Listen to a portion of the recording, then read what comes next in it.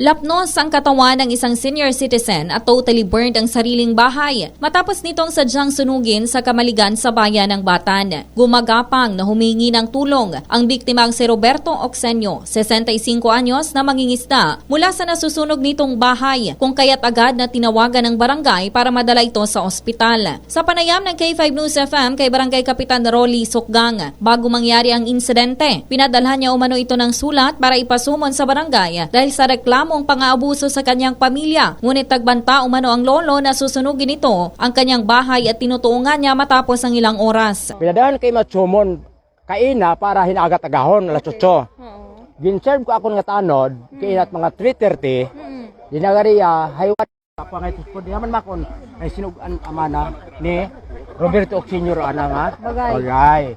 Ginhadlok na ra pamilya nga ginsaka na ra bagay gidang na sandoko ag siyaw nga Simpagag na ng pamilya. Yes, simpagag na.